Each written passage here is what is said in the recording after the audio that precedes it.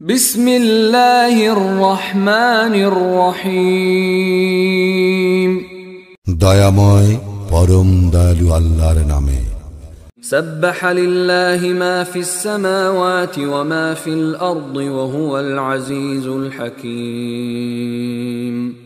আকাশ মণ্ডলীয় পৃথিবীতে যাহা কিছু আছে সমস্তই তাঁর পবিত্রতা ও মহিমা ঘোষণা করে।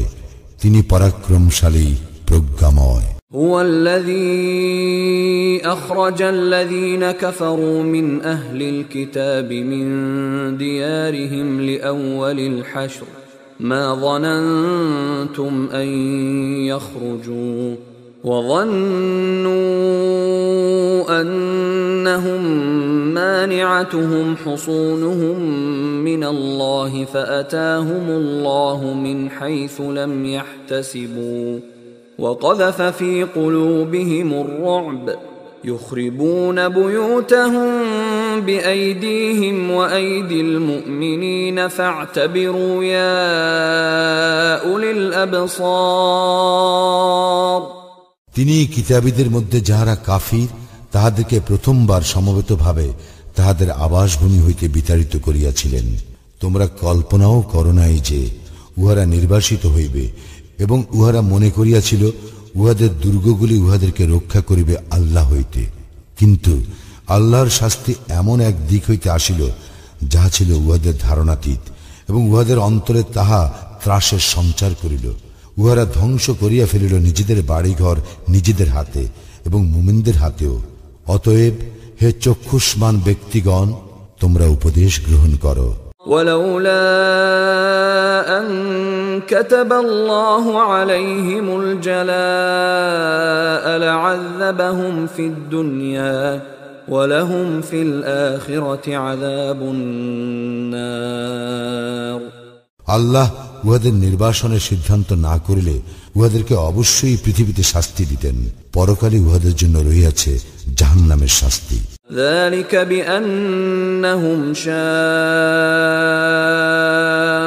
الله ورسوله ومن يشاق الله فإن الله شديد العقاب। ইহা এই জন্য যে উহারা আল্লাহ ও তাঁর রাসূলের বিরুদ্ধাচরণ করিয়াছিল, এবং কেহ আল্লাহর বিরুদ্ধাচরণ করিলে আল্লাহ তো শাস্তিদানে কঠোর। ما قطعتم من لينة أو تركتموها قائمة على أصولها فبإذن الله وليخزي الفاسقين। তোমরা যে খরজুর বৃক্ষগুলি কর্তন করিয়াছ এবং যেগুলি কাণ্ডের উপর স্থির রাখিয়া দিয়াছ, তাহা তো আল্লাহরই অনুমতি ক্রমে, এবং এই জন্য যে আল্লাহ পাপাচারীদেরকে লাঞ্ছিত করিবেন।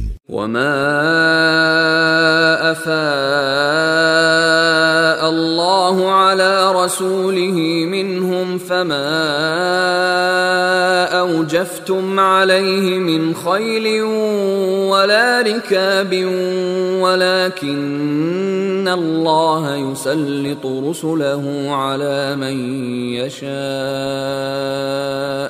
والله على كل شيء قدير। আল্লাহ ইয়াহুদীদের নিকট হইতে তাহার রাসূলকে যে ফায় দিয়াছেন, তাহার জন্য তোমরা অশ্বে কিংবা উষ্টে আরোহণ করিয়া যুদ্ধ করো নাই। আল্লাহ তো যাহার উপর ইচ্ছা তাহার রাসূলদেরকে কর্তৃত্ব দান করেন। আল্লাহ সর্ববিষয়ে সর্বশক্তিমান। ما أفاء الله على رسوله من أهل القرى فلله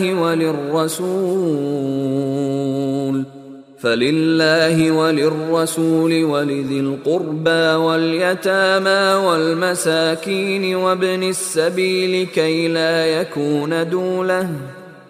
لا يكون دولة بين الأغنياء منكم وما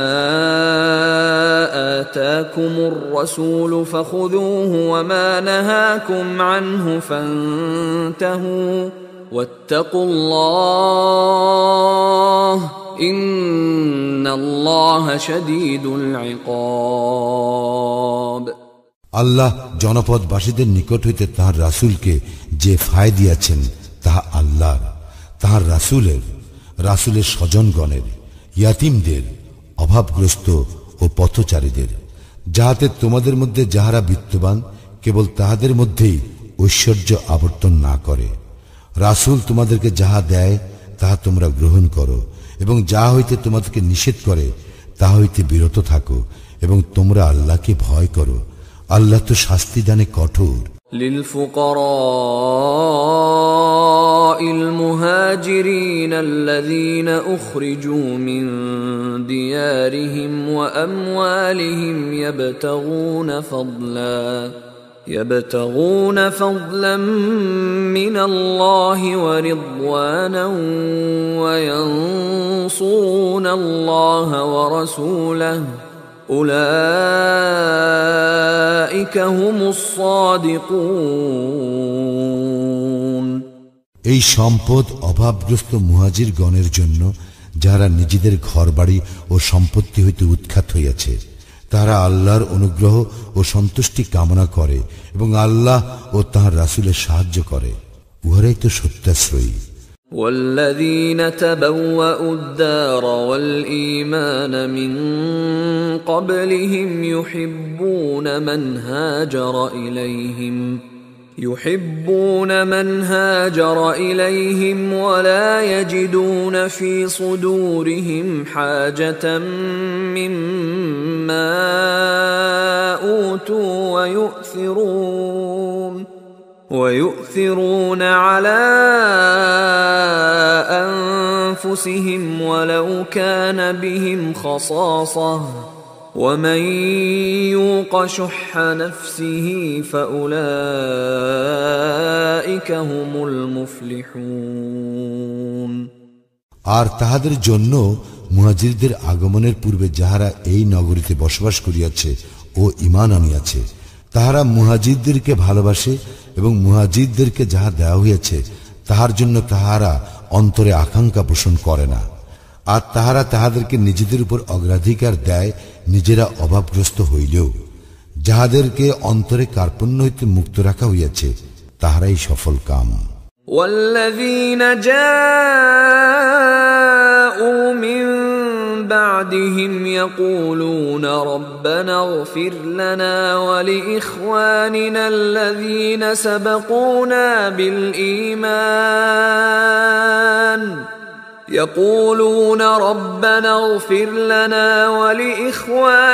الذين سبقونا بالإيمان ولا تجعل في قلوبنا غلا للذين آمنوا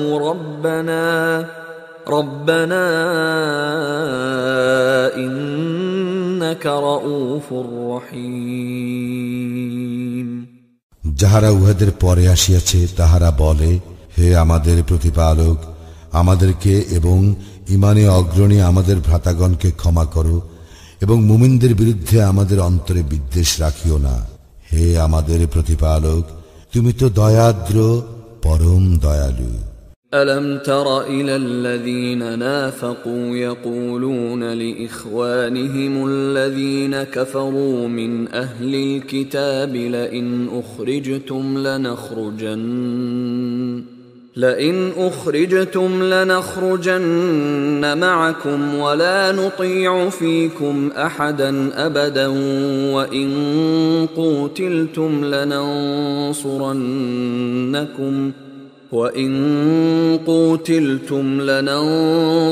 لننصرنكم والله يشهد إنهم لكاذبون। তুমি কি মুনাফিকদেরকে দেখো নাই? উহারা কিতাবীদের মধ্যে যাহারা কুফরি করিয়াছে উহাদের সেই সব সঙ্গীকে বলে, তোমরা যদি বহিষ্কৃত হও আমরা অবশ্যই তোমাদের সঙ্গে দেশত্যাগী হইব এবং আমরা তোমাদের ব্যাপারে কখনো কাহারও কথা মানিব না, এবং যদি তোমরা আক্রান্ত হও আমরা অবশ্যই তোমাদেরকে সাহায্য করিব। কিন্তু আল্লাহ সাক্ষ্য দিতেছেন যে উহারা অবশ্যই মিথ্যাবাদী। لئن أخرجوا لا يخرجون معهم ولئن قوتلوا لا ينصرونهم ولئن نصروهم ليولن الأدبار ثم لا ينصرون বস্তুত উহারা বহিষ্কৃত হইলে মুনাফিকগণ তাহাদের সঙ্গে দেশ ত্যাগ করিবে না, এবং উহারা আক্রান্ত হইলে ইহারা উহাদেরকে সাহায্য করিবে না, এবং ইহারা সাহায্য করিতে আসিলেও অবশ্যই পৃষ্ঠ প্রদর্শন করিবে, অতঃপর তাহারা কোনো সাহায্যই পাইবে না। لأنتم أشد رهبة في صدورهم من الله ذلك بأنهم قوم لا يفقهون প্রকৃতপক্ষে ইহাদের অন্তরে আল্লাহ অপেক্ষা তোমাদের ভয়ে অধিকতর। ইহা এই জন্য যে ইহারা এক অবুঝ সম্প্রদায়। لا يقاتلونكم جميعا إلا في قرى محصنة أو من وراء جدر بأسهم بينهم شديد تحسبهم جميعا وقلوبهم شتى ذلك بأنهم قوم لا يعقلون ইহারা সকলে সংঘবদ্ধ ভাবেও তোমাদের বিরুদ্ধে যুদ্ধ করিতে সমর্থ হইবে না, কিন্তু কেবল সুরক্ষিত জনপথের অভ্যন্তরে অথবা দুর্গ প্রাচীরের অন্তরালে থাকিয়া। পরস্পরের মধ্যে উহাদের যুদ্ধ প্রচণ্ড, তুমি মনে করো উহারা ঐক্যবদ্ধ, কিন্তু উহাদের মনের মিল নাই। ইহা এই জন্য যে ইহারা এক নির্বোধ সম্প্রদায়। كمثل الذين من قبلهم قريبا ذاقوا وبال أمرهم ولهم عذاب أليم ইহারা সেই লোকদের মতো যাহারা ইহাদের অব্যবহিত পূর্বে নিজেদের কৃতকর্মের শাস্তি আস্বাদন করিয়াছে, ইহাদের জন্য রয়েছে মর্মন্তুর শাস্তি। كمثل الشيطان إذ قال للإنسان اكفر فلما كفر قال إني بريء منك إني أخاف الله رب العالمين ইহারা শয়তানের মতো, সে মানুষকে বলে কুফরি করো, অতঃপর যখন সে কুফরি করে তখন সে বলে তোমার সঙ্গে আমার কোনো সম্পর্ক নাই, আমি তো জগৎ সমূহের প্রতিপালক আল্লাহকে ভয় করি। فكان عاقبتهما أنهما في النار خالدين فيها وذلك جزاء الظالمين ফলে উভয়ের পরিণাম হইবে জাহান্নাম, সেখানে ইহারা স্থায়ী হইবে এবং ইহাই জালিমদের কর্মফল। يا أيها الذين آمنوا اتقوا الله ولتنظر نفس ما قدمت لغد واتقوا الله إن الله خبير بما تعملون হে মুমিনগণ, তোমরা আল্লাহকে ভয় করো, প্রত্যেকেই ভাবিয়া দেখুক আগামী কল্যের জন্য সে কি অগ্রিম পাঠাইয়াছে। আর তোমরা আল্লাহকে ভয় করো, তোমরা যাহা করো আল্লাহ সে সম্পর্কে অবহিত। ولا تكونوا كالذين نسوا الله فأنساهم أنفسهم أولئك هم الفاسقون আর তোমরা তাহাদের মতো হইও না যাহারা আল্লাহকে ভুলিয়া গিয়াছে, ফলে আল্লাহ উহাদেরকে আত্মবিস্মৃত করিয়াছেন, উহারাই তো পাপাচারী। لا يستوي أصحاب النار وأصحاب الجنة أصحاب الجنة هم الفائزون জাহান্নামের অধিবাসী এবং জান্নাতের অধিবাসী সমান নয়, জান্নাতবাসীরাই সফল কাম।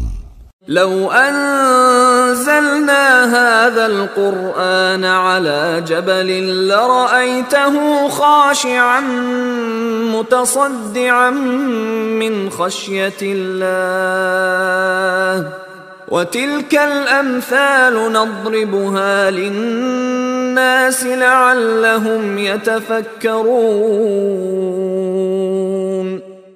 যদি আমি এই কুরআন পর্বতের উপর অবতীর্ণ করিতাম তবে তুমি উহাকে আল্লাহর ভয়ে বিনীত এবং বিদীর্ণ দেখিতে। আমি এই সমস্ত দৃষ্টান্ত বর্ণনা করি মানুষের জন্য, যাহাতে তাহারা চিন্তা করে। হুয়াল্লাহু আল্লাযী লা ইলাহা ইল্লা হু আলিমুল গায়বি ওয়াশ শাহাদাহ হুয়ার রাহমানুর রহিম। তিনি আল্লাহ, তিনি ব্যতীত কোনো ইলাহ নাই। তিনি অদৃশ্য ও দৃশ্যের পরিজ্ঞাতা, তিনি দয়াময়, পরম দয়ালু। হুয়াল্লাহু আল্লাযী লা ইলাহা ইল্লা হুয়াল মালিকুল কুদ্দুসুস সালামুল মুমিনুল মুহাইমিনুল আজিজুল জব্বারুল মুতাকাব্বির সুবহানাল্লাহি আম্মা ইউশরিকুন। তিনি আল্লাহ, তিনি ব্যতীত কোনো ইলাহ নাই। তিনি অধিপতি, তিনি পবিত্র, তিনি শান্তি, তিনি নিরাপত্তা বিধায়ক, তিনি রক্ষক, তিনি পরাক্রমশালী, তিনি প্রবল, তিনি অতীব মহিমান্বিত। উহারা যাহাকে শরীক স্থির করে, আল্লাহ তা হইতে পবিত্র, মহান। হুয়াল্লাহুল খালিকুল বারিউল মুসাউবির লাহুল আসমাউল হুসনা ইউসাব্বিহু লাহু মা ফিস সামাওয়াতি ওয়াল আরদ ওয়া হুয়াল আজিজুল হাকীম।